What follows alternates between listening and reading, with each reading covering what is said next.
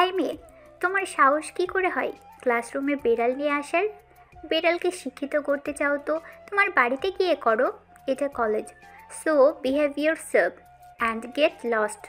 ছবি ম্যামের ধমক শুনে মৈত্রীর মুখটা শুকনো হয়ে গেল। ছবি ম্যাম ওদের ডিপার্টমেন্টের একজন অধ্যাপক। ম্যাথ ডিপার্টমেন্টে মোট 6জন শিক্ষক, তন্মধ্যে ছবি ম্যাম একাই ম্যাডাম, বাকি 5জন স্যার। ছবি ম্যাম এমনিতে খুব ফ্রেন্ডলি, বাট রেগে গেলে ফায়ার। মৈত্রী রহমান বিরানপুর সরকারি কলেজের ম্যাথ ডিপার্টমেন্টের প্রথম বর্ষের ছাত্রী, আর তার বিড়ালের নাম বাঘিনী। এই বাঘিনীর বাচ্চার জন্য আজ মৈত্রী ম্যামে ঝাড়ি খেলো। আর বিড়ালটিকে নিয়ে কলেজে আসার ঘটনাটি ভয়াবহ। গতকাল অবলা প্রাণীটি মৈত্রীদের 3 বাড়ি পরে সীমা চাচিদের রুই মাছ ভাজার প্লেট থেকে মাথাটা নিয়ে এসে ব্রেকফাস্ট সেরেছে। ব্যাস হয়ে গেল। সীমা চাচি বিড়াল দেখে চিনে ফেলেছে, তাই ফলস্বরূপ মৈত্রীর মা খাদিজা বেগমের কাছে অবজেকশন নিয়ে আসে। খাদিজা বেগম অবজেকশন শুনে কোনো প্রকার রায় দিলেন না, মুখ গোমড়া করে চুপ করে রইলেন, কারণ এটা তার কাছে নৈমিত্তিক ব্যাপার। প্রায় আসে এসব অভিযোগ। তিনি হতাশ এসব শুনে। তিনি মৈত্রীকে কিছু বলেনি।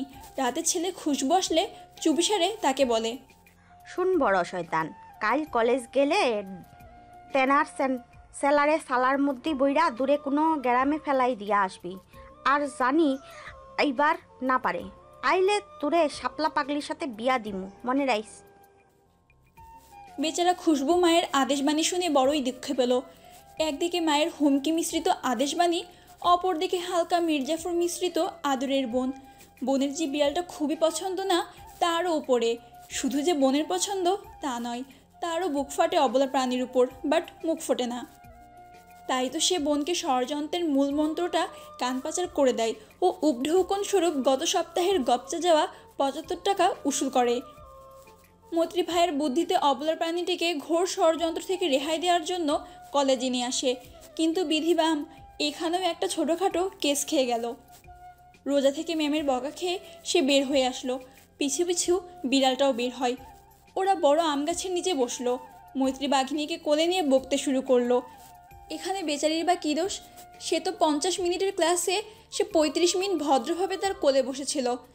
ম্যাম ও লিনিয়ার আলজেব্রা চ্যাপ্টার 5-এর ইকুয়েশন করছিলেন, কিন্তু হঠাৎ হাত ফসকে মার্কার পেনটা নিচে পড়ে যায়, আর পরোপকারী বাঘিনী মৈত্রীর কোল থেকে ঝট করে নেমে এক দৌড়ে গিয়ে ফট করে পেনটা মুখে পুরে নিয়ে ম্যামকে দেয়। কিন্তু হাই, ম্যাম তা বুঝলেন না। একা ক্যাম্পাসে বসে ভালো না লাগায় সে বের হয় আদর্শ সরকারি উচ্চ বিদ্যালয়ের উদ্দেশ্যে। হেঁটে রওনা দিল। কলেজ থেকে 8 মিনিটের পথ। হেঁটে গিয়ে 5 টাকা খরচ করার মানেই হয় না। তাদের গ্রামে 2টা স্কুল, একটা সরকারি অপরটি বেসরকারি, আর একটি মাত্র কলেজ। সরকারি স্কুল ও কলেজটি অবশ্য তাদের 2 গ্রাম পরে পড়ে, তবে একই থানায়। গ্রামের রাস্তা দিয়ে হেঁটে যাচ্ছে সে। কাঁচা নয়, সে রাস্তা পাকাই বটে, শুধু রাস্তার সাইডে কিছু কিছু জায়গায় ভাঙা। 2 পাশে মেহগনি গাছের পাড়ে সারি সারি ধানক্ষেত। ধানগুলো বেশ বড় হয়নি, হালকা বাতাসে ধানগুলো দুলছে। সূর্যি মামাও ঝলমলিয়ে উঠেছে, ফাল্গুন মাস চলছে দেশমাতৃকায়। রাস্তার ধারের মেহগনি গাছগুলোর পাতা ঝরে রাস্তা ঢেকে ফেলেছে। গাছে ঝুলছে অল্প কিছু পাতা, কদিন পরে সেগুলো ঝরে নতুন পল্লব দেখা দিবে। আদর্শ স্কুলে গার্লস বিল্ডিংয়ে 201 নম্বর রুমে 8ম শ্রেণীর ইংলিশ ক্লাস চলছে। সবাই চুপচাপ ক্লাস করছে। টিচার খুবই গম্ভীর কিনা।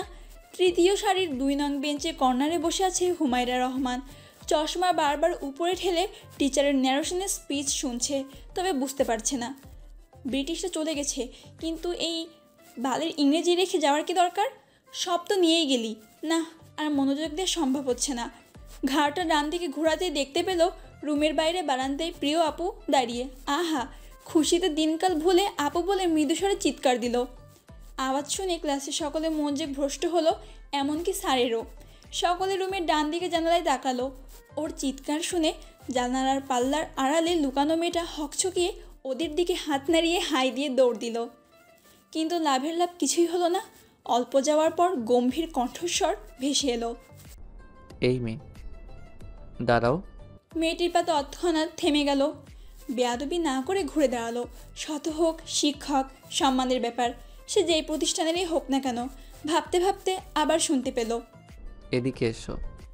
মেয়েটি বাক্য ব্যয় না করে চুপচাপ সামনে এসে দাঁড়ালো। কোলে বিড়ালটি চুপটি করে আছে। ক্লাসের সবগুলো চোখ তার উপরে। ভাগ্যিস ছেলে মেয়েদের আলাদা ক্লাস হয়, নইলে লজ্জায় আজ শেষ হয়ে যেত। সে সবার দিকে তাকিয়ে হালকা হাসার চেষ্টা করলো। এ স্কুলের তো মনে হচ্ছে না, কি চাই? প্রশ্ন শুনে সে শার্ট প্যান্ট পরিহিত চশমা চোখে দেওয়া পরিচিত মুখের দিকে তাকিয়ে আবার নিচের দিকে তাকিয়ে মনে মনে ভেঙচি কেটে বলল, ঠং দেখে মনে হচ্ছে চেনেই না। ওকে চুপ থাকতে দেখে স্যার ধমকে বলল, এই মেয়ে, কথা বলছো না কেন? নাম কি তোমার? ধমক শুনে মেয়েটি ঝট করে বলল, মৈত্রী রহমান। এভাবে ক্লাস চলাকালীন জানালার ধারে লুকিয়ে সবাইকে ডিস্টার্ব করছো কেন? যদি কোনো দরকার থাকে তাহলে পারমিশন নিয়ে কথা বলতে পারতে। এভাবে ক্লাসের পরিবেশ নষ্ট করার কোনো মানে হয়?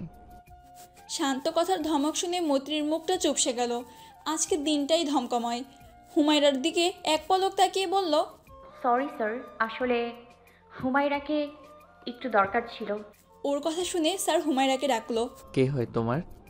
হুমায়রা স্যারের দিকে এক পলক তাকালো, যার মানে স্যার জানে না। আপু, স্যার। তাকে দেখে এভাবে চিৎকার দিয়ে পরিবেশ নষ্ট করার কি হলো?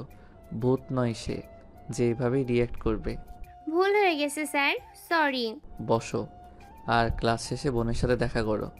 এমনিতেই আর 17 মিনিট বাকি আছে। আর মৈত্রী রহমান, তুমি কমন রুমে ওয়েট করো। গো। মৈত্রী ঠিক আছে বলে ক্লাস থেকে বের হয়ে গেল। হুমায়রা বাকি ক্লাস মুখ বুজে সহ্য করে নিল। আহারে, বেচারে আপুটা আছে তার চপ বানিয়ে ইফতার করবে। ক্লাস শেষে তারা অসুস্থতার বাহানা দিয়ে ছুটি নিয়ে বাড়ি ফিরল। ফিরতি পথে হুমায়রা কয়েকবার সরি বলল, সে কিছু বলল না। বেচারিও কোনো দোষ নেই, সে বাঘিনীকে কোলে নিয়ে হুমায়রার সাথে অটো করে বাড়ি ফিরল। রমজানের চতুর্থ দিন চলছে। ঈদের মার্কেট শুরু হয়ে রমজানের আগে থেকেই বাজারে ঈদের কেনাকাটা রমরমা। এখনই ভিড় চোখে পড়ার মতো। কাপড়ের দোকানগুলোতে একটু বেশি, কেননা অধিকাংশ কাপড় কিনে দর্জি বাড়ি দৌড়াতে হয়। বিরানপুর বাজারেও ঈদের কেনাকাটা শুরু হয়েছে।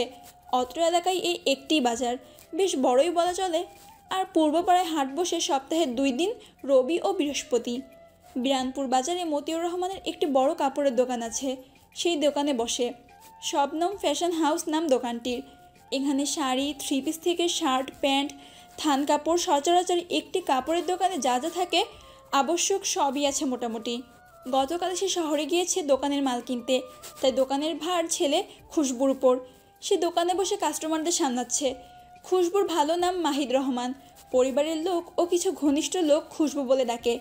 একটি 40-45 বছরের লোক দোকানে বসে বলল, আরে মাহি বাবা, তুমি অহন কিসে যেন পড়ো?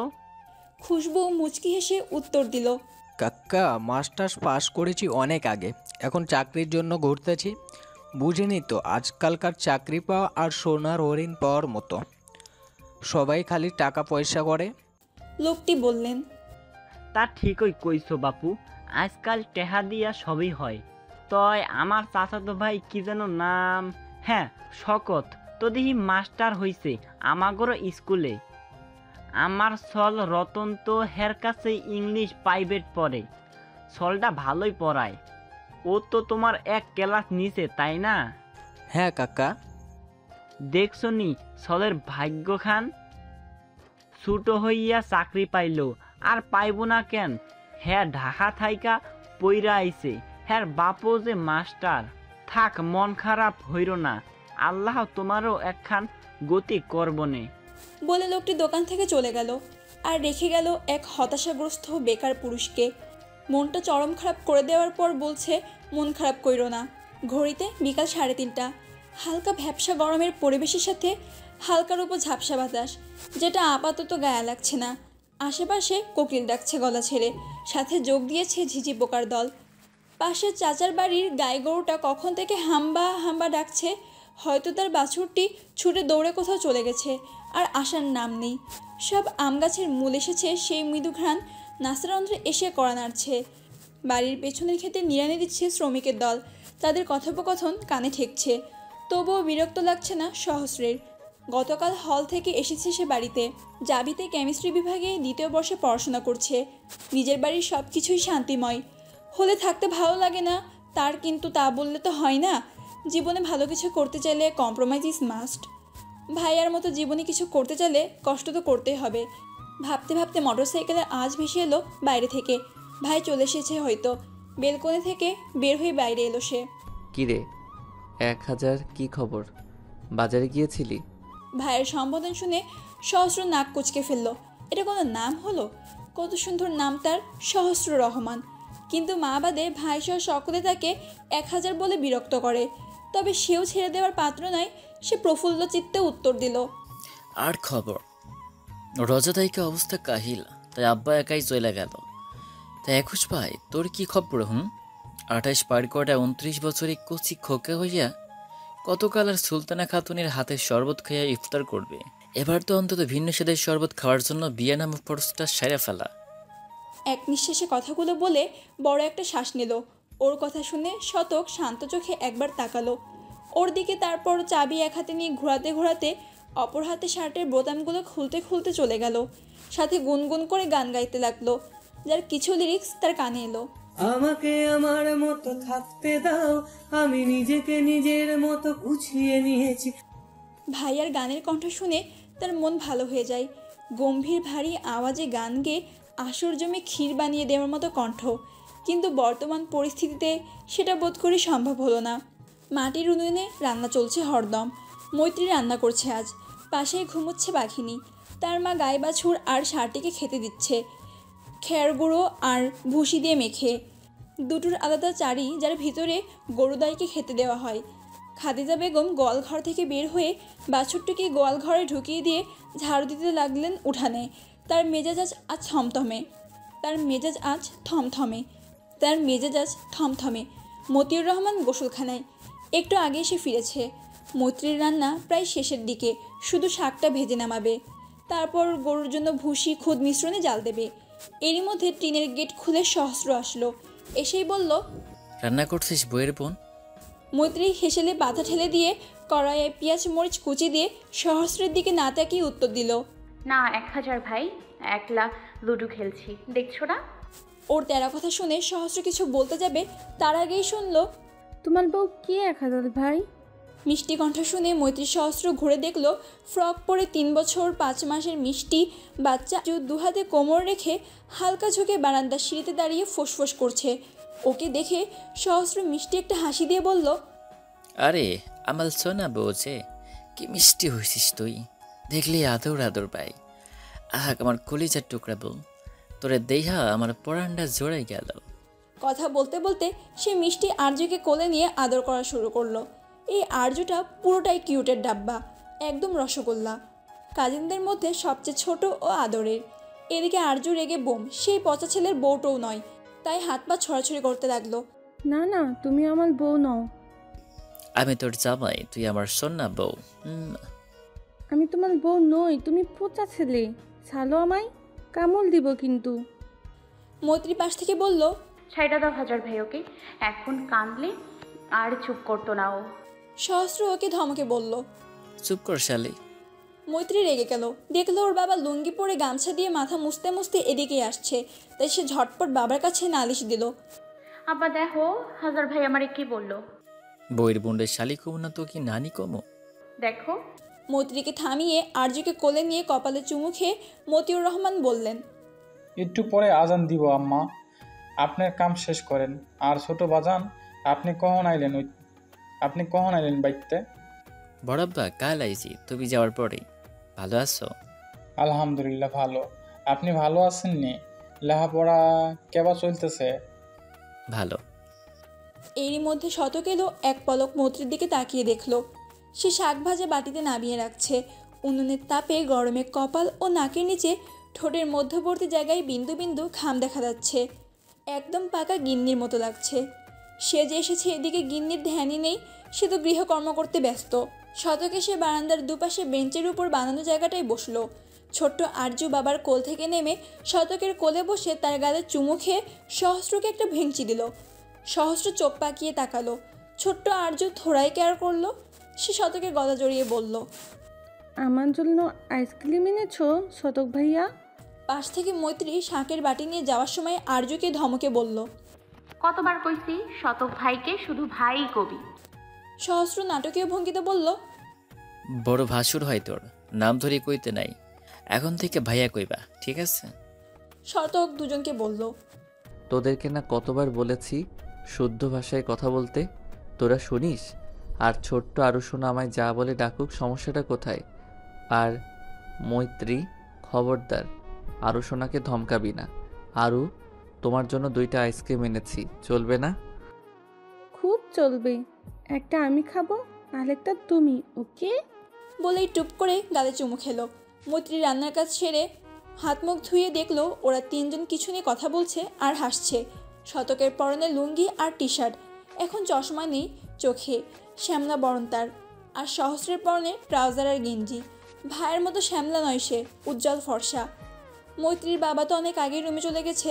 সে গামছা দিয়ে মুখ মুছতে মুছতে ওদের কাছে গিয়ে জিজ্ঞেস করলো, তোমরা কি এখানে ইফতার করবে নাকি মসজিদে গিয়ে করবে?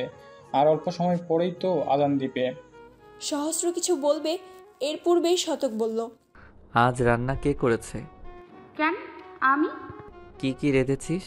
মাছের ডাল, শাক ভাজি, করলা ভাজি, ডিম ভাজি, শুকনা মরিচ দিয়ে আলু ও করলা ভর্তা করব। গুড। আমি রাতে এখানে খাবো আর ইফতার মসজিদে গিয়ে করব। তুই কি করবি? 1000। মৈত্রীর রান্নার হাত ভালো, ও রান্না করলে শতক প্রায় এখানে খায়। সহস্র মানা করে দিল সে মায়ের হাতে রান্না করা হাঁসের মাংস খাবে, তার ফেভারিট। মৈত্রী চলে গেলে শতক খাদিজা বেগমকে জিজ্ঞাসা করলো, বড় আম্মা, তোমার মন খারাপ কেন আজ? খাদিজা বেগম মুখ গোমরা করেই উত্তর দিল, হতচ্ছাড়া বিলাই নিয়ে আর পারি না। কাল আব্বার সীমা করে বাদ গিয়ে মাছের মাথা নিয়ে আইসা খাইছে। সবুর করে সুটকির টুপলা আইনা মিঠুর ঘরে রাখাইছে। দুপুরে আইসা সবুরের বউ নিয়া গেল। মিঠুর নামে কেউ কোনোদিন একখান কথা কইবার পারল না। অহন বদমাইশ বিলাইয়ের জন্য বেলায় বেলায় সালিশ আসে। থাক বড় আম্মা, আর মন খারাপ করো না। আমি বিড়ালটা তাড়ানোর ব্যবস্থা করছি। এখন মসজিদে যাই। কথা শেষ করে দুই ভাই মসজিদের উদ্দেশ্যে রওনা দিল। রাতে মেঝেতে পাটি বিছিয়ে খেতে বসেছে সবাই। শতক আর খুশবু একসাথে বসে খাচ্ছে। পাশেই মৈত্রীর মা বাবা বসেছে। মৈত্রী পাদে খাবার দিচ্ছে, সাথে আদরের বোনকে খাওয়াচ্ছে। কিন্তু আরজু খাচ্ছে কম, ছড়াচ্ছে বেশি। পাশ থেকে ওর মা ওকে বলল, ও আর খাইব না মিঠু, তুই কয়টা খাইয়ালো? মৈত্রী মায়ের দিকে তাকালো। আজ সারাদিন প্রথম কথাটি বলল ওর সাথে। চোখটি হালকা ছলছল করে উঠল। মা কথা না বললে দম বন্ধ লাগে। মৈত্রী মায়ের দিকে তাকালো। আজ সারাদিনে প্রথম কথাটি বলল ওর সাথে। চোখটা হালকা ছলছল করে উঠল। মা কথা না বললে দম বন্ধ লাগে তার। বকুক মারুক তবুও যেন নির্লিপ্ত না থাকে মা। মা বাবাকে খুব ভালোবাসে কি না? শতক মৈত্রীকে দেখলো, যার চোখে অল্প অশ্রুর বিচরণ অল্পক্ষণের জন্য। সে মনে মনে হাসলো। মা পাগল গিন্নি তার। মৈত্রী মাকে বলল, সারাদিন কিচ্ছু খাইনি, আরও এখন এই জাল্লা খাইলে হইব? আমি পরে খামুনি, তোমরা শেষ করো। আর শকত ভাই, খাচ্ছ না কেন? মাছের ডিম ভাজা নাও। খাচ্ছি। তুই তো তখন মাছের ডিমের কথা বললি না, কখন করলি? ইফতার পরে করছি, তুমি খাও। বলে খুশবুর শতককে মাছ আর ডাল দিল। শতক অল্প খেলো আর অল্প রেখে দিল। খুশবুর পাতে ভাত কম থাকায় তাকে ভাতও দিল। গ্লাসে পানি ঢেলে দিল। তার বাবা আর ভাই ভাত খাওয়ার সময় পানি একটু বেশিই খায়। ছোট্ট আরু খাবার অল্প মুখে নিচ্ছে আর চকলেট গুনছে। তার শতক ভাই আর খুশবু ভাই এনেছে তার জন্য। ইফতার পরে সে ক্যালকুলাস বই খাতা নিয়ে বসেছিল কিছু ইন্টিগ্রেশন করবে বলে। তখনই তার বাবা ডেকে বলে, ফ্রিজে না রুই মাছের ডিম আছে, ভেজে নিয়ে আসেন, মেজো আব্বা খাবে, তার পছন্দের। শুধু ডাল ভাত কেমন দেখা যায়? মৈত্রী ঝটপট করে ফেললো, তারও পছন্দের খাবার। মৈত্রী কোনো মাছ খাবে না ছোট থেকেই, তবে মাছের ডিমগুলো আর শুটকি মাছ পছন্দের তালিকায়। তার জন্যই বোধহয় বাঘিনী শুটকি চুরি করে আনে। হাই খোদা, কি মালিক ভক্ত! মতিউর রহমান মেয়েদেরকে দেখছেন, একজন শান্ত ভদ্র দায়িত্বশীল, সবার দিক দিকে খেয়াল রাখে, তাদের সকল কথা মেনে চলে, এক আদর্শ কন্যা। আর একজন অনাকাঙ্ক্ষিতভাবে অসময় তাদের জীবনে জড়িয়ে সুখকে পরিপূর্ণ করেছে। আলহামদুলিল্লাহ। খুশবু চুপচাপ খেয়ে চলেছে। আজ তার মনটা ভালো নেই। রাতে খুব পড়তে হবে। বাঘিনী খেয়ে একটু দূরেই বসে তাদের পর্যবেক্ষণ করছে। সকালবেলা পাখির কিচিরমিচির আর ঝিঝি পোকার ডাক কানে বাজছে। নিত্যদিনের মতো আজকেও রবি মহাশয় ঝলমলিয়ে উঠছে। রোদের তীব্রতা এখন মৃদু হলেও একটু পর যে ঠান্ডা পড়ার রোদ পরিণত হবে অবকাশ আছে। হুমায়রা স্কুলের উর্দি পরে তৈরি হয়ে ব্যাগ কাঁধে নিয়ে বের হচ্ছে। বোরকা পরায় স্বাচ্ছন্দ্য না হয় হাঁটতে একটু কষ্ট হচ্ছে। অষ্টম শ্রেণীতে ওঠার সাথে সাথে তার মা বোরকা বানিয়ে দিয়েছে, আর কড়া হুকুম বোরকা ছাড়া যেন দূরবর্তী জায়গায় না যায়। শুধু সে একা নয়, তাদের ক্লাসের অধিকাংশ মেয়েরই পরিহিত নির্দিষ্ট রঙের বোরকায় তাদের স্কুলের উর্দি। সে বের হয়ে দেখলো তার মা আয়েশা সিদ্দিকা বারান্দায় বসে কোরআন পড়ছে। বাবা হাবিবুর রহমান এখনও ঘুম থেকে ওঠেনি। সে মাকে বলে প্রাইভেটের উদ্দেশ্যে বের হলো। দোতলা ফাউন্ডেশনের বাড়ি তাদের, যার একতলায় শুধু সম্পূর্ণ হয়েছে। পাশেই চাচা শফিউর রহমানের 3তলা বাড়ি। একতলায় তারা থাকে ও দোতলায় ফ্যামিলি ভাড়া দেয়া, আর 3তলায় ইসলামী ব্যাংকের একটা শাখা অফিস। হুমায়রার বাবা এই ব্যাংকের ম্যানেজার পদে চাকরি করে। আর তাদের বাড়ির সামনে অল্প একটু দূরে বড় চাচা মতিউর রহমানের বাড়ি, একটা একতলা ছাদ করা বাড়ি, যার 3টা রুম, যার একপাশে লম্বাভাবে রঙিন টিনের ফুলওয়ালা সেট ঘর, অপর পাশে লম্বা পাশে গোসলখানা, টয়লেট, গোয়ালঘর ও রান্নাঘর আছে। হুমায়রারা মৈত্রীদের টিনের গেটের সামনে গিয়ে মিঠু আপু বলে ডাক দিল। তখনই মৈত্রী বোরকা পরে ব্যাগ কাঁধে নিয়ে বের হলো, গলায় ঝুলছে কলেজের আইডি কার্ড। ওরা দুজনে বের হলো। শতক স্কুলের 9ম শ্রেণীর একটা ব্যাচ পড়াতে যাচ্ছিল। ওদের দেখে ডাক দিল। ঝটপট দুজন উঠে পড়, ফার্স্ট পৌঁছে দিচ্ছি। ওরা দুজন খুশি হয়ে উঠে বসলো। মোটরসাইকেলের আগে মৈত্রী, ওকে ধরে পেছনে হুমায়রা। মৈত্রী শতকের কাঁধে হাত রাখলো। শতক হাত দিয়ে মৈত্রীর হাতটা নিজের পেটে রাখলো আর চোখে হাসলো। তার হার্ট একটু বেশি বিট করছে বোধহয়। শক্ত করে ধরে বসিস দুজন। বলেই বাইক স্টার্ট করলো। গ্রামের পাকা রাস্তা দিয়ে গাড়ি চলছে। সকালবেলা হওয়ার যানবাহন নেই বললেই চলে। কতক গৃহিণী ও বাচ্চা মেয়েরা ঝাড়ু দিয়ে গাছের পাতা ঝাড় দিয়ে জট করে বস্তায় ভরছে, শুকিয়ে রান্নার কাজে লাগাবে। বাইকটি শাঁসা করে চলছে। হুমা আবদার করলো, ভাইয়া একটা গান বলো না। এখন গান গাওয়ার সময়? হ্যাঁ, অকালে মরতে চাস? মিঠু আপু তুমি বলো না গান। মৈত্রী ভেঙচি কেটে বলল, আমি যাকে তাকে আমার গান শোনাই না। তুই অফ যা বোন, মাথা ব্যথা করছে। যে আমার কাকের গলা, সে আবার গাইবে গান। গায়িকা ম্যাম চুপ করেন, নয়তো আশেপাশের কোকিলেরা হিংসায় জ্বলে পুড়ে খাক হয়ে যাবে। বলে বাইক চালানোর মনোযোগ দিল। মৈত্রী মুখটা গোমরা করে রাখলো। সে না হয় মজা করে বলেছে, তাই বলে এভাবে অপমান করবে? সে গাল ফুলে বসে রইল। শতক কিছুটা উদ্বিগ্ন হয়ে জিজ্ঞাসা করলো, মাথা ব্যথা কিভাবে হলো? সেহরি খেয়ে নামাজ পড়ে একটু পড়তে বসছিলাম, ঘুমাইনি তাই মাথা ব্যথা করছে একটু। ক্লাস করার দরকার নেই, প্রাইভেট শেষে বাড়ি চলে আসিস। না, ইম্পর্টেন্ট ক্লাস আছে, মিস দেওয়া যাইব না। টুকটাক কথাবার্তার মধ্যে ওরা মৈত্রীর গন্তব্যে পৌঁছে গেল। মৈত্রী নেমে পড়ল। শতক মানিব্যাগ থেকে 100 টাকার নোট বের করে ওর দিকে বাড়িয়ে দিল। ধর, বেশি খারাপ লাগলে আমায় ফোন করবি। যাওয়ার সময় অটোতে যাবি, খালি অটোতে কখনো উঠবি না। আর আমি যেন না শুনি যে তুই বন্ধু বান্ধবদের সাথে কোথাও ঘুরঘুর করছিস। কলেজ টু বাড়ি, বুঝতে পারছিস? হুমায়রা মিষ্টি মিষ্টি হাসছে। মৈত্রী মাথা নাড়ল। আচ্ছা, আমার কাছে আছে টাকা, লাগবে না। আমি নিতে বলেছি। ধমক শুনে সে টাকাটা রাখলো। তারপর আসছে বলে চলে যাচ্ছিল।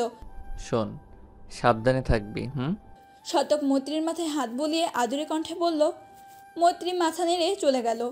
শতক বাইক স্টার্ট দিয়ে হুমায়রাকে নিয়ে স্কুলে আসলো। ওকেও 50 টাকা দিয়ে সাবধানী বাণী শুনিয়ে পড়াতে চলে গেল।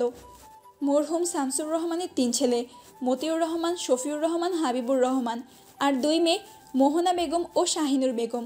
তার মৃত্যুকালে মতিউর রহমান 22 বছরের ছিলেন। বড় বোন শাহিনুরের বিয়ে হয়ে গেছিল। ছোট 3 ভাই 1 বোনকে আর তার মা একসাথে লালন পালন করেছেন। বাবা মারা যাওয়ার পর মতিউর রহমানের পড়াশোনা সমাপ্তি ঘটে। বাবার রেখে দেওয়া নিচ্ছ কাপড়ের দোকানে বসে 2 ভাইকে পড়িয়েছেন। বোনকে ভালো ঘরে বিয়ে দিয়েছেন। আল্লাহর রহমতে ভাইয়েরা ভালো আছেন, চাকরি, বউ বাচ্চা নিয়ে। তাকে যে ভুলে গেছে এমন নয়, এখনও ভাইয়েরা তার উপর জান হারায়। তাকে যথেষ্ট সম্মান, ভয় ও ভালোবাসে। তার এক কথায় সব। আগে সকালে একসাথেই থাকতো যৌথভাবে। ধীরে ধীরে সে নিজে বিয়ে করলো, ভাইয়েরা বিয়ে করলো, বাচ্চা কাচ্চা হলো 1-2টা। মেজো ভাই শফিউর রহমান পড়াশোনা কোনোরকম শেষ করে শহরের এক ধনী পরিবারের মেয়ে সুলতানা খাতুনকে বিয়ে করেন। দুজনে জগন্নাথে পড়াশোনা করতেন। 1 বছরের সিনিয়র ছিলেন শফিউর রহমান। এরপর তাদের চাকরি হলো। বছরের মাথায় স্বপ্ন এলো কোল জুড়ে। তখন মতিউর রহমানের কোলে বাচ্চা আসেনি। ছোট ভাই হাবিবুর রহমানকে বিয়ে করলো আয়েশার সাথে। ভালোই চলছিল। যখন খাদিজা বেগম সন্তান সম্ভাবনা হলেন তখন একটু ঝামেলা হলো। আয়েশা নতুন বউ ছিল। খাদিজা বেগম প্রেগনেন্ট হওয়ায় দরুন অসুস্থ থাকতো প্রায়, যার ফলে সংসারের কাজ নিয়ে একটু ঝামেলা হতো। সুলতানা খাতুন স্কুলের শিক্ষিকা থাকায় স্কুল থেকে ফিরে পড়তো না তেমন। আয়েশা নতুন হওয়ায় সংসারের ধারণা কম ছিল, সব কাজ এসে পড়তো খাদিজা বেগমের ওপর। তাই মা মুর্শিদা বানু সকলকে সংসার আলাদা করে দিলেন। আলাদা থেকেও ভাইদের মধ্যে ভালোবাসা কমেনি একটুও। খোদার অশেষ দেওয়ায় আজ তারা সুখে সংসার করছে। মা মুর্শিদা বানু বড় ছেলের বাসায় থাকে, সব ছেলে ঘরেই থাকে। কুটিলপাড়া গ্রামের মেম্বার আসাদ তালুকদার ঝন্টু, সাদা কালো মিশেল লোক, জনগণের উপকারও করে, আবার রাঘব বোয়ালদের থেকে টাকাও খায়। তবে সে পরিবারকে খুব ভালোবাসে। বউটা তার সহজ সরল বোকা টাইপের, নাম নীরা, যে পাম্পটটি যা বোঝাবে তাই সয়, নিজের ব্রেন ইউজ করে না তেমন একটা। 3 ছেলে মেয়ে তার। বড় ছেলে নীরব তালুকদার উচ্চ মাধ্যমিক কোনো মতে পাশ করেছিল আদিকালে, তারপর পড়াশোনা তাকে ছেড়ে দিয়েছে। রাস্তাঘাটে একটু একটু গুন্ডামি করে বেড়াতো, বাবে বাজারে জুয়েলারির দোকান দিয়ে থামিয়ে দিয়েছে। যদিও থামিনি পুরোপুরি, কিছু কিছু জায়গায় দাপট দেখিয়ে বেড়ায়। এতে অবশ্য মেম্বার সাহেবেরই সুবিধা হয়, লোকে ভয় পায় তাকে। মেজো মেয়ে ঝর্ণা এবার 3য় বর্ষে পড়ছে। রাষ্ট্রবিজ্ঞান, মেয়েটা চঞ্চল কিন্তু ভদ্র। আর ছোট ছেলে পুরাই বিচ্ছু, সবাইকে জ্বালিয়ে মারে। নাম তার শান্ত তালুকদার। দোতলা বাড়ি তাদের। বাড়িতে আরও 3 জন সদস্য আছে। শান্তর দাদি ঝামেলা বেগম, ভালো নাম জমেলা বেগম, বিধবা সে। আড়ালে আবড়ালে সকলে ঝামেলা বেগম বলেই ডাকে। বাড়ির কাজের মহিলা নুরি, ঝামেলা বেগমের সহচরী। আর ঝন্টুর অবিবাহিত 45 বছরের ছোট ভাই মন্টু, ভালো নাম জুয়েল তালুকদার। ভাতিজার সাথে জুয়েলারিতে বসে। বিবাহ জীবনে না পদার্পণ করার পন্তার। নীরু, বাড়ি এত ঠান্ডা কেন? সবাই কই? নীরা নীরব ঝর্ণারে কলেজে নিয়ে গেছে। ওরে নামাইয়া দিয়ে দোকানে যাইব। আর মন্টু ভাই আর বিশ্ব এখনো ঘুম থেকে উঠে নেই। আমার পাশের বাড়ি গুটি পড়তে গেছে। কেন কিছু কইবেন? না এমনি। ভাই হুন্ডা থামা, এখানেই নামবো। কেন ভেতরে নাইমা দি আগাইও আবনি? আচ্ছা, কলেজের ভেতরে আসতে বাইক চালাবে কিন্তু, বাচ্চারা আছে। এখানে কি বাচ্চারা পড়ে নাই? সব এক একটা ভেবলি। ঝর্ণা ভাই বলে ওর পিঠে আস্তে চড় দিল। নীরব হাসতে লাগলো। কলেজের ভেতরে মাঝখানে চাপা রাস্তা আছে। রাস্তার একপাশে বিরাট মাঠ আর বিজ্ঞানের ভবনগুলো অপর পাশে। একটা পুকুর, মসজিদ, শহীদ মিনার ও আর্টসের ভবনও খালি জায়গায়। বিভিন্ন গাছপালা, বসার জন্য ব্যবস্থা করা হয়েছে অনেকখানে। ইন্টারমিডিয়েট ভবনগুলো মেন গেটের সাথে দুপাশ দিয়ে। নীরব বাইক থামালো, তখনই শুনতে পেল, আরে ঝর্ণাপু, কেমন আছো? আজকাল তো তোমায় পাওয়াই যায় না। ঝর্ণা ও নীরব দুজনেই মৈত্রীর দিকে তাকালো। হালকা পাতলা গড়নের 5 ফুট 2 ইঞ্চির মেয়ে, গায়ের রং উজ্জ্বল ফর্সা, মিষ্টি দেখতে। নীরব কিছু বলল না, চুপ করে রইল। ঝর্ণা এগিয়ে গিয়ে ওকে হালকা জড়িয়ে ধরে ধীমে ধীমে বলল, ভালো আছি ননদিনী, তুমি কেমন আছো? বাড়ির সবাই কেমন আছে? আর সবার কথা জানতে চাইছো নাকি ভাইয়ার কথা? শেষের কথাটি ভ্রু নাচিয়ে বলল মৈত্রী। ঝর্ণা কিছু বলল না, মুচকি হাসলো শুধু। তার মাহিতকে ভালো লাগে বেশ, ভদ্র একটা ভদ্র একটা ছেলে দেখতে, বেশ সুদর্শন। কথাবার্তা বলে নম্রভাবে মুচকি হেসে, কোন তাড়াহুড়ো ছাড়া। যদিও এখন তার সাথে কোনো কথা হয়নি, শুধু দেখেই এসেছে দূর থেকে, কথা বলার সাহস হয়নি। ভাইয়ের দোকানে যাওয়ার বাহানায় দোকানে গিয়ে কতবার দেখে আসে, বেশ কয়েকবার চোখাচোখি হয়েছে। তবে সেই বাহানার মৈত্রীর সাথে খাতির জমায়। হাসি ঠাট্টায় বেশ কয়েকবার ননদিনী বলে ডাকায় আর ভাইয়ের সম্বন্ধে জিজ্ঞেস করায় মৈত্রী বুঝে ফেলেছে, তবে প্রমিস করিয়ে নিয়েছে ভাইকে না বলার। ঝর্ণা চুপ থাকায় মৈত্রী বাইকের পাশে দাঁড়ানো নীরবের দিকে তাকালো। ছেঁড়া জিন্স ও শার্ট পরেছে, শার্টের উপরের দুটো খোলা, কালার করা চুল এলোমেলো হয়ে আছে, আঁচড়ায়নি, বারবার হাত দিয়ে পিছনে ঠেলে দিচ্ছে। মৈত্রীকে ওর দিকে তাকিয়ে থাকতে দেখে নীরব নার্ভাস হয়ে পড়ল খানিকটা। মৈত্রী তাকে দেখে জিজ্ঞেস করলো, ভালো আছেন ভাইয়া? নীরব হে হে করে হেসে জবাব দিল, ভালো আছি, তুমি কেমন আছো? ভালো বলে সে ঝর্ণার সাথে আলাপ করা শুরু করলো। ঝর্ণা ভাইয়ের দিকে তাকিয়ে বিদায় নিয়ে কথা বলতে বলতে চলে গেল। নীরব তাকিয়েই রইল ওইদিকে। মন খারাপ হলো, তার সাথে কথাই হলো না। দেখা হবে জানলে একটু পরিপাটি হয়ে আসতো। ধ্যাত। দুপুরের দিকে সূর্যের তীব্র আলো এসে উঠানে পড়ছে। উঠানে ভর্তি গাছের পাতা ঝরে আসছে, সাথে আমের মুকুল ঝরে পড়ছে। বাতাস নেই একটুও। বাছুরটা ছোটাছুটি করছে পুরো উঠোন জুড়ে। আম গাছে হয়তো কোকিল বসেছে, কুহ কুহ করে জোরে জোরে ডাকছে। ঝিঝি পোকা ডেকে চলেছে বিরতিহীন। মৈত্রীর রুমে জানালার পাশে গোলাপ গাছ আছে, অনেকগুলো লাল হালকা গোলাপি রঙের ফুল ফোটে। সেসবের হালকা ঘ্রাণ আসছে, গরুর গোবরেরও গন্ধ আসছে। খুশবু চাকরির পড়া পড়ছে। কয়েক বছর ধরে বিসিএসে ট্রাই করেছে, 2বার প্রিলিতে টিকে রিটেন আটকে গেছে। ঈদের পর প্রাইমারি স্কুলের শিক্ষক নিয়োগ পরীক্ষা হবে, তারই প্রিপারেশন নিচ্ছে। আজ দোকানে যায়নি, বাবা আর কর্মচারী সামলাচ্ছে। সকাল থেকে টানা পড়ছে, মাঝে আরও এসেছিল কয়েকবার দুষ্টুমি করতে। মা ধমকে নিয়ে চলে গেছে। এখন উঠোনে ছায়ায় বসে খুঁটি বাসন খেলছে, পাশে বাঘিনী ঘুমোচ্ছেন। আর্যর কাছে একটা পুতুল, যা কাল এনে দিয়েছে বাবা শহর থেকে। মৈত্রীর ওড়না পেঁচিয়ে কাপড় পরে রান্না করছে আর পুতুলকে কয়া কয়া বলে খাওয়াচ্ছে।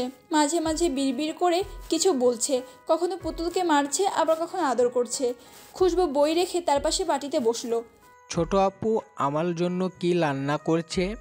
ছোট্ট আরও ভাইয়ের দিকে তাকিয়ে খিলখিলিয়ে হেসে উঠে মাথা নেড়ে তাকেও খেতে দিল।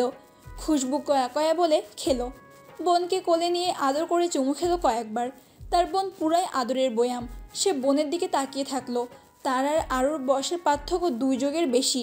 তার 29 চলছে। বিয়ে করলে বোনের বয়সের বাচ্চা থাকতো।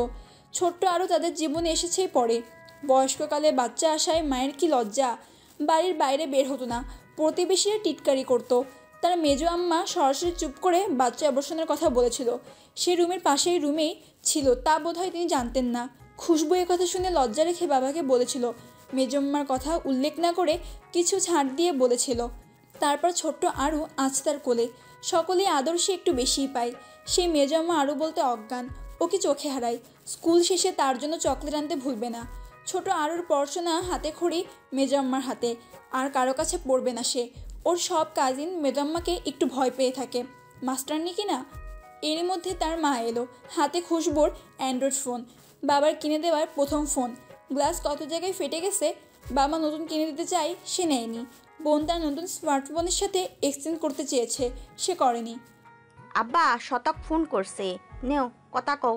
খুশবু ফোনটা কানে নিল, আরও ওর দিকে চোখ পিটপিট করে তাকিয়ে আছে, যার মানে সেও কথা বলবে 100 ভাইয়ের সাথে। খুশবু মাথা দিয়ে ইশারা করলো আচ্ছা, তারপর হ্যালো বলার সাথে সাথে ওপাশ থেকে ভেসে এলো। কোথায় তুই? তাড়াতাড়ি মৈত্রীদের কলেজে গিয়ে ওকে নিয়ে আয়, একটু পরেই ছুটি হবে।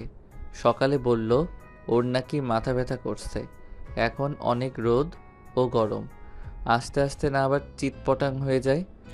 আরে বেটা থাম, একটু দম নি, ও অতটাও দুর্বল নয়। যাচ্ছি এখনই। আর শোন, আমার বোনকে নিয়ে তোকে অত চিন্তা করতে হবে না, বুঝছিস? ওর ভাইয়ারা আছে। মা ফোন দিয়ে চলে গেছে। ছোট আরও ফোন কেড়ে নেওয়ার চেষ্টা করছে। তোরা ভাইরা ভাইয়ের মতো চিন্তা করবি, আমি না হয় বরের মতো চিন্তা করলাম। শালা তোর সাথে বোনের বিয়া জীবনেও দিতাম না। আমার বোনের জন্য রাজকুমার ধরে আনবো। তুই আমার শালা, আমি না। আর শোন, এই সেনাপতি থাকতে কোনো রাজকুমারের ক্ষমতা নেই তোর বোনকে নিয়ে যাওয়ার। চুপ বেটা, গালাবাজি কম কর। নে আরও কথা বলবে দে। আরও ফোনটা কেড়ে নিয়ে কথা বলতে লাগলো। হ্যালো 100 ভাই, হাজাল ভাই আমার পুতুল সোনাকে মিলেছে। কেন সোনা? হাজাল ভাইকে আব্বু বলে নাই তাই। আচ্ছা, আমি এসে হাজারকে মেরে দেব, ঠিক আছে? না, তোমার মালতে হবে না, আমি মিলে দিয়েছি। তুমি আমার জন্য জেলি সলকেট আনিও। আচ্ছা আচ্ছা, তুমি তোমার খুশবু ভাইকে তাড়াতাড়ি মিঠু আপুর কলেজে যেতে বলো, রাখছি। ফোনটা কেটে গেল। ছোট্ট আরও দৌড়ে গেল ভাইয়ার কক্ষে, গিয়ে দেখলো তার ভাই রেডি। সে আবদার জুড়ে দিল সেও যাবে মিঠুপুর কলেজে। বিড়ালটিও মিউ মিউ করছে, হয়তো সেও যেতে চাই মালিকের কাছে। খুশবু না করাতে ফ্লোরে গড়াগড়ি খেয়ে কান্না শুরু করলো আরু। অগত্যা মাকে বলে আরুকে নিজেই রেডি করিয়ে বাইকে নিয়ে বের হলো। আরও সামনে বসেছে, তার পরনে লাল ফ্রক, ধপধপে শরীরে লাল জামা ফুটে উঠেছে, ছোট লাল বড়ির মতো লাগছে। রাস্তার আশেপাশে প্রায় সবাই এক পলক দেখছেই। খুশবু পরনের সাদা লুঙ্গির সাথে গায়ে লাল শার্ট পরে বেরিয়েছে, প্যান্ট পরার সময় নেই। দেখা যাবে শতক তলোয়ার নিয়ে তার গর্দন কাটতে আসবে। থাক বাবা, এমনিই ঠিক আছে। অল্প সময়ের ব্যবধানে তারা কলেজে প্রবেশ করলো।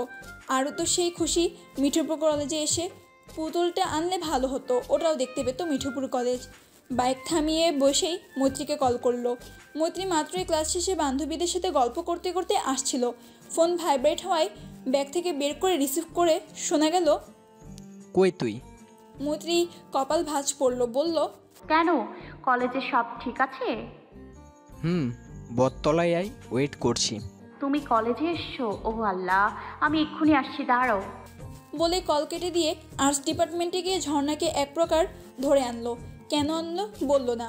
ঝর্ণা তাই বাধ্য হয়ে আসলো। মৈত্রী তাকে নিয়ে সরাসরি ভাইয়ের কাছে গেল। মৈত্রীকে আসতে দেখে খুশবু দাঁড়িয়ে পড়লো। সে একা নয়, আরও মিঠুপু বলে আওয়াজ দিল। মৈত্রী ঝর্ণাকে টেনে এনে ভাইয়ের সামনে দাঁড়িয়ে ব্যাগ ভাইকে দিল। সে আগেই ব্যাগের জন্য হাত বাড়িয়েছিল। মৈত্রী আরুকে কোলে নিয়ে ভাইকে বলল, ভাই দেখ কে, ঝর্ণাপু। এই যে মেম্বারের মেয়ে, আমার ফ্রেন্ড, এই কলেজে থার্ড ইয়ারে পড়ে রাষ্ট্রবিজ্ঞানে। ঝর্ণাপু দেখতে পুতুলের মতো না? আর এই হলো আমার মাহিব ভাই। খুশবু দেখলো সেই মেয়েকে চেনে খুব ভালো করে, নীরবের বোন বলে কথা। মৈত্রী দাঁত বের করে হাসছে, যে মাস্কের আড়ালে লুকায়িত। ঝর্ণা সালাম দিল। খুশবু জিজ্ঞেস করলো, ভালো আছেন? মৈত্রী প্রায় আপনার কথাই বলে। বলেই মৈত্রীর দিকে তাকালো। মৈত্রী ভ্রুনে থাকছে, যার অর্থ আমি বলি না তুমি।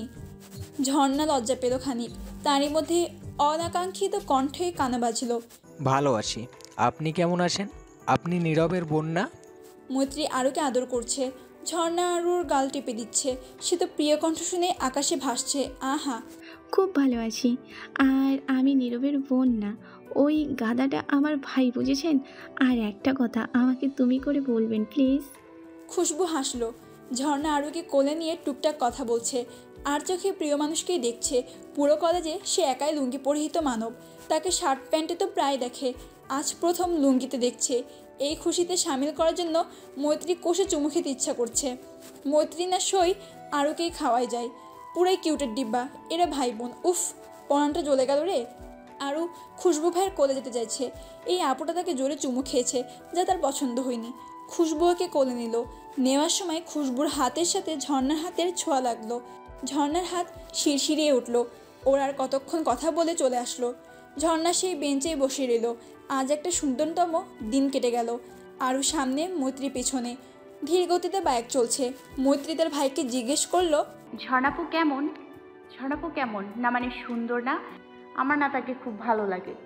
তার আগে এটা বল, তুই আর ও বন্ধুত্ব কেমনে কি ভাই? ভাইয়া বন্ধুত্ব না বয়স যাত্রা মানে না, মনের মিল থাকলে এমনিই হয়ে যায়। এখন বলো, আমার কিন্তু তাকে ভাবি ম্যাটেরিয়াল লাগে।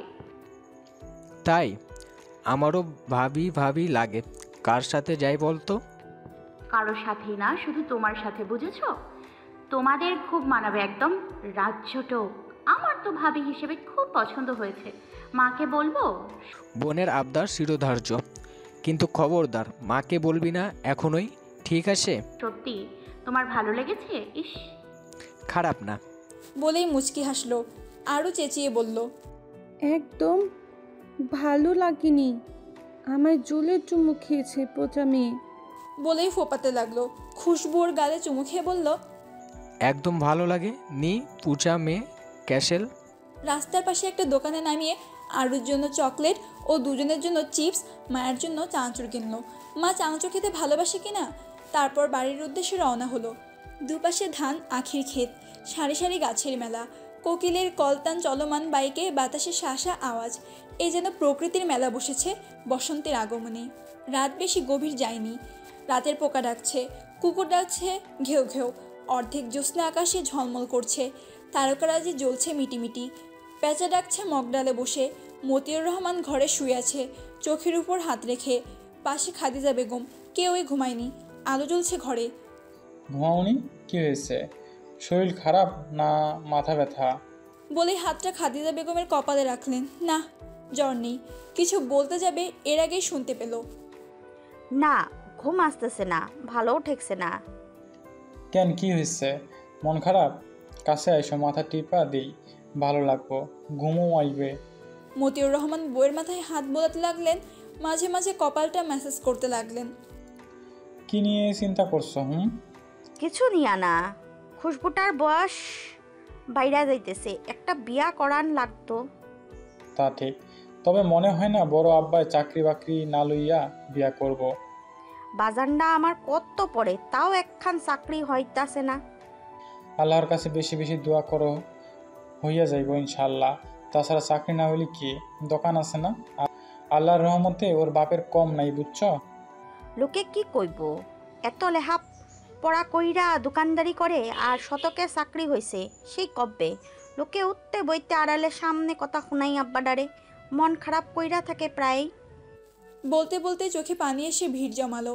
মতিউর রহমান দীর্ঘ নিঃশ্বাস ফেললেন। কথাটা মিথ্যা নয়, সবাই ঘুষুর ফুসুর করে তার কানে আসে। আগে আড়ালে করতো, এখন অনেকে সামনেই করে।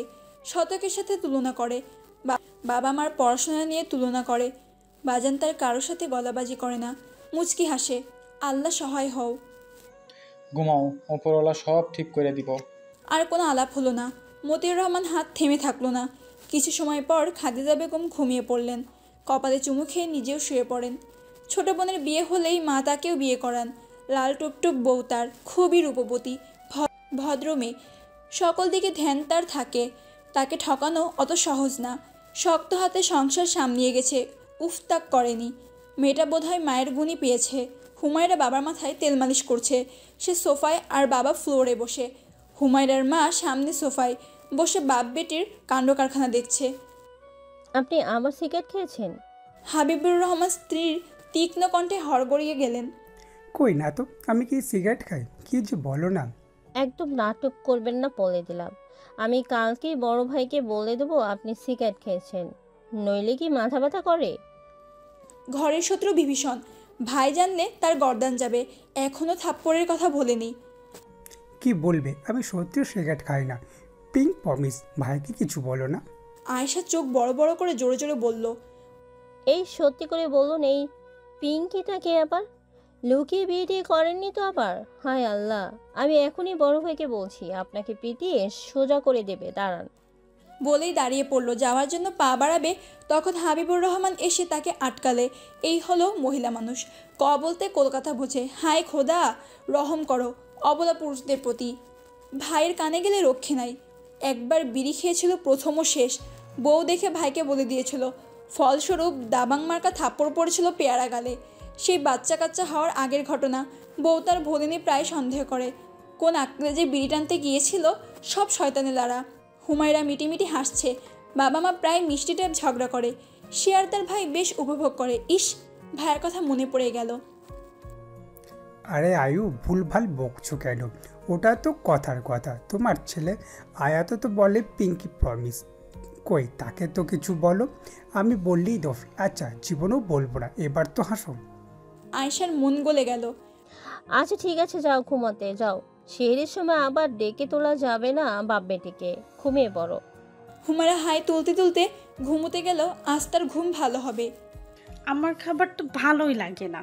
আমি কেউ না। যাও বড় ভাবির বাড়িতে যাও, আর মৈত্রীর হাতে রান্নায় খাবারই খেয়ে আসো। আমি আর রান্না করব না তোমাদের জন্য, নিজেরটুকু রান্না করে খাবো।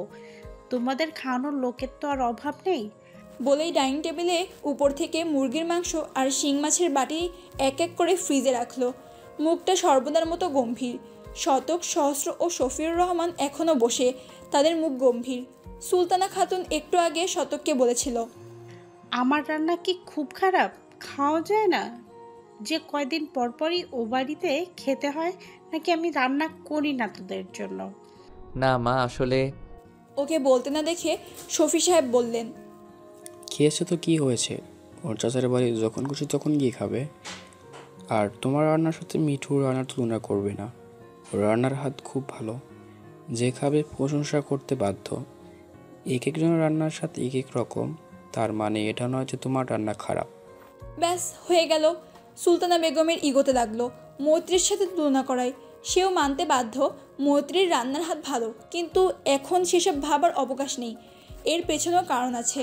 সে আরুকে অনেক আদর করলেও মৈত্রীর সাথে তার মন কষাকষি আছে অনেক আগ থেকে। তখন মৈত্রী ছোট ছিল, হাঁটতে পারত দু এক পা।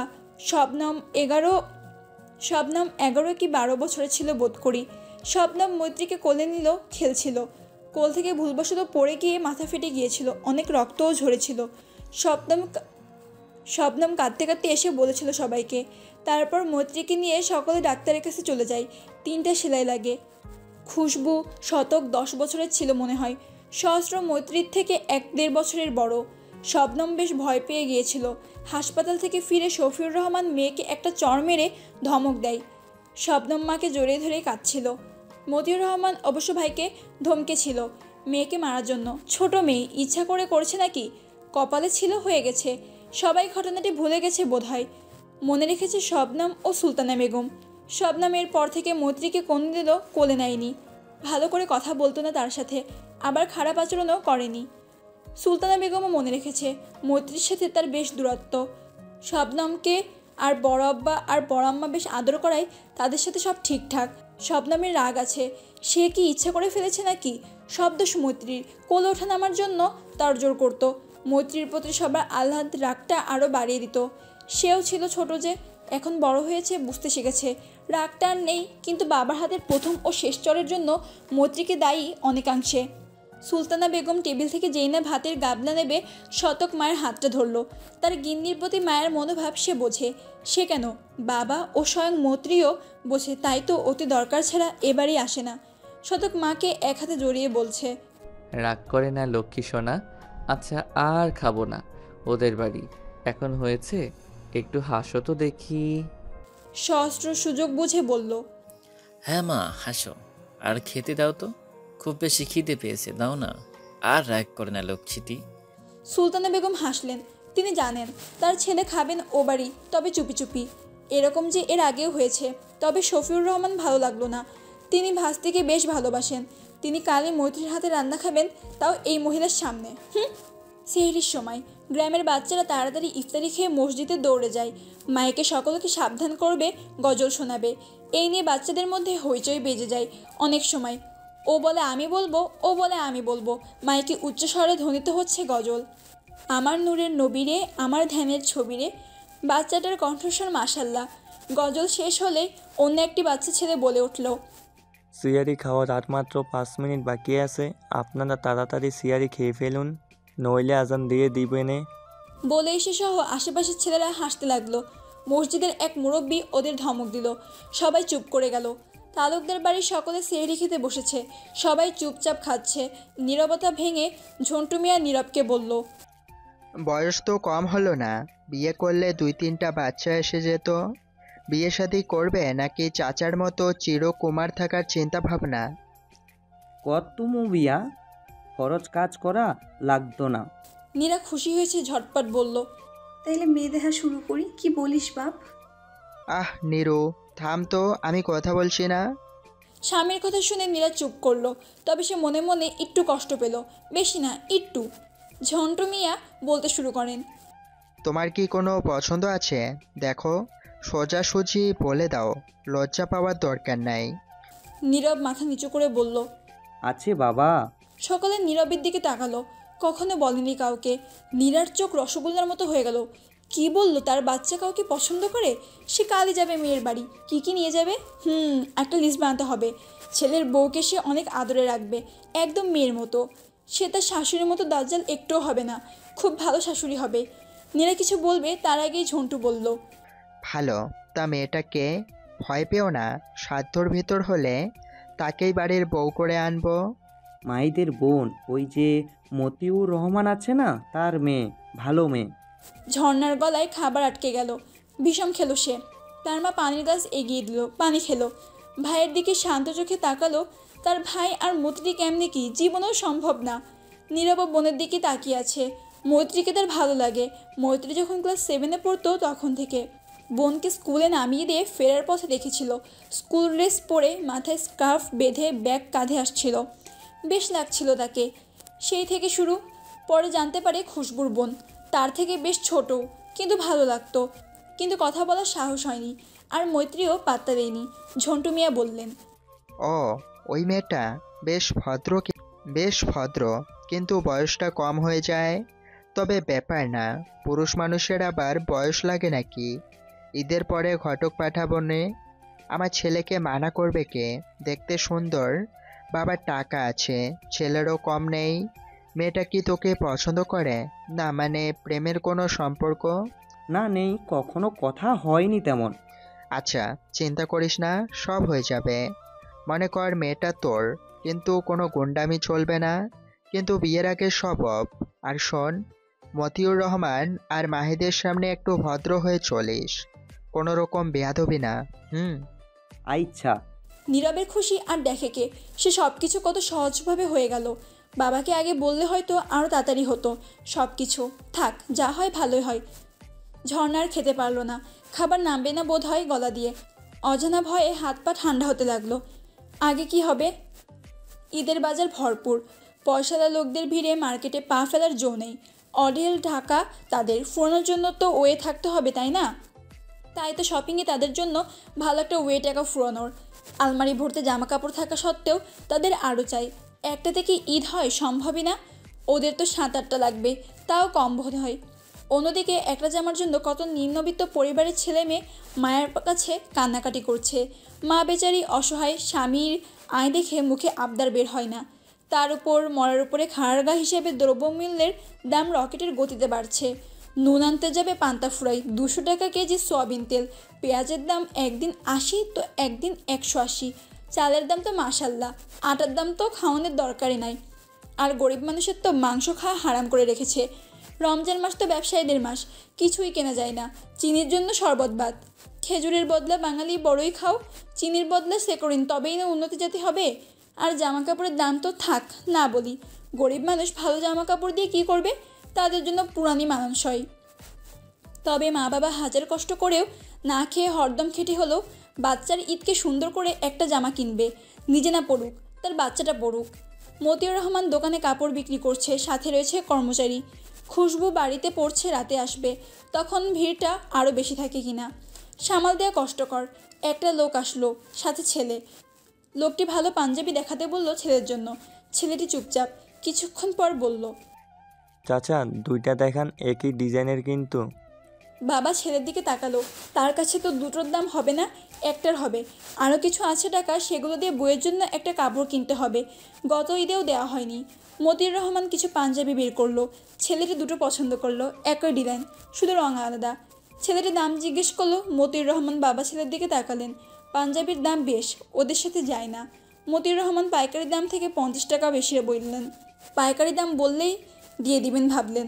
লোকটাকে অসহায় লাগছে, পরনে ময়লা লুঙ্গি ও গেঞ্জি, তবে ছেলেটির গায়ে ভালো পোশাক। লোকটি দাঁড়িয়ে আছে, বসেনি টুলে।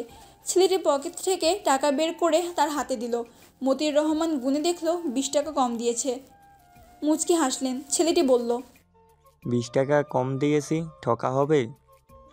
না। হলেও করার নেই, আমার কাছে আর নেই। আপনি বরং একটা কাপড় দেখান আমার মায়ের জন্য, এটার টাকা বাবা দেবে। কর্মচারী ছেলেটা কিছু কাপড় বের করলো। লোকটি ছেলেকে দেখছে, তার ছেলে তো পড়াশোনা করছে, টাকা পয়সা পাবে কই?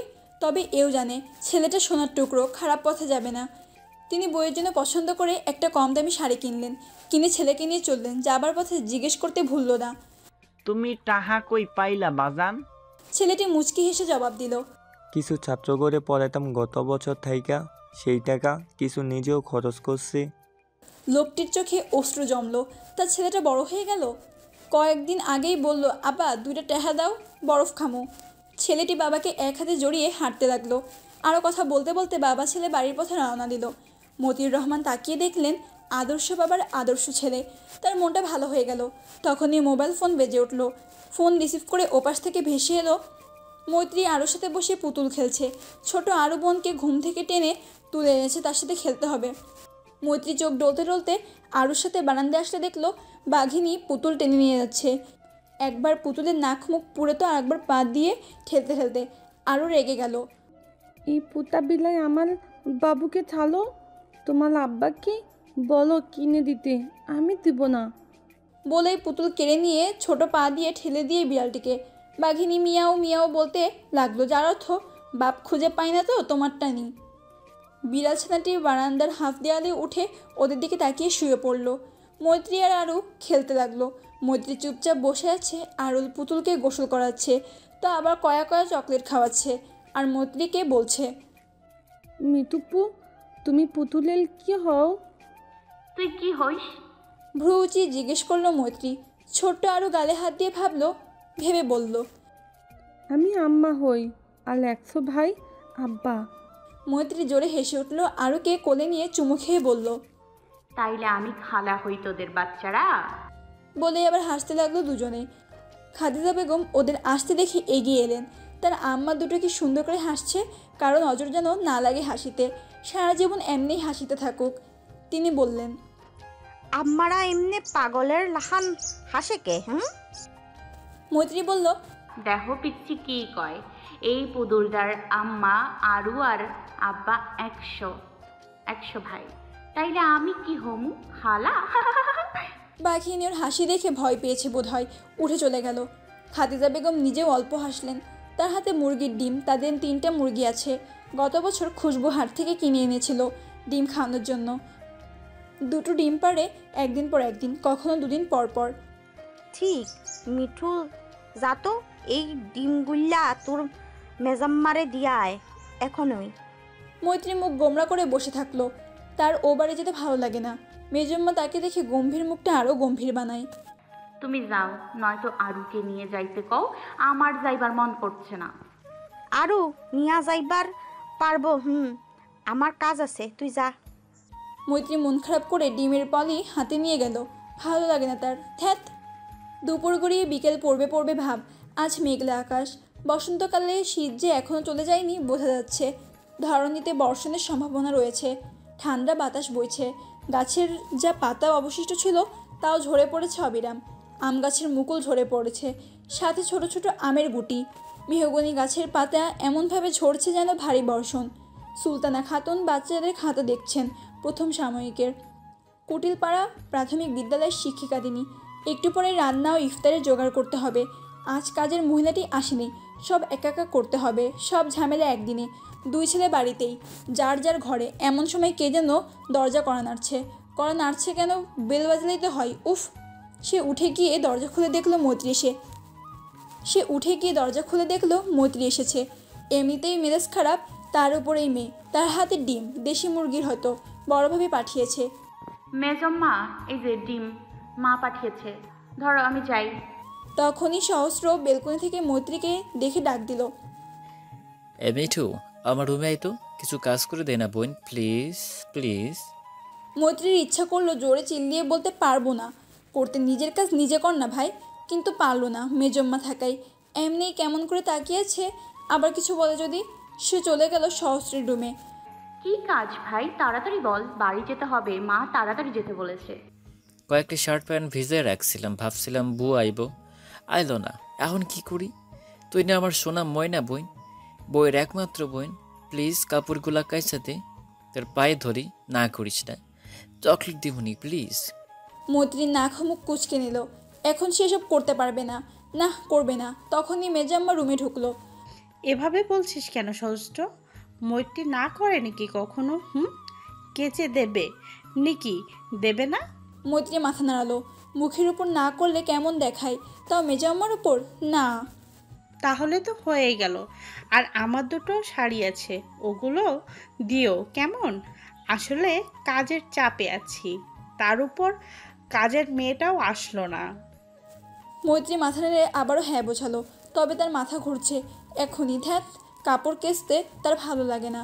শতক ঘরে বসে ল্যাপটপে 8ম শ্রেণীর ইংলিশ গ্রামারের প্রশ্ন তৈরি করলো। প্রাইভেটে এক্সাম নেওয়ার কথা। কাজ শেষ করে ড্রয়িং রুমে গিয়ে দেখলো তার মা কিচেনে রান্না করছে, তাই সে ভাইয়ের কাছে গেল। রুমে গিয়ে দেখলো তার ভাই বেলকনিতে বসে কোরআন শরীফ পড়ছে। ওয়াশরুম থেকে কাপড় কাচার আওয়াজ আসছে। সে ভাবলো বুয়া আসছে, তাই নিজের রুমে ফিরে 2টা প্যান্ট, একটা টি-শার্ট, একটা শার্ট আনলো। ওয়াশরুম নক করলো, ভেতর থেকে আসতে বলায় ভেতরে গিয়ে অবাক। মৈত্রী কোমরে ওড়না বেঁধে কাপড় কাচ্ছে, হাত মুখে ফেনা লেগে আছে। শতক বলল, তুই এখানে কি করিস?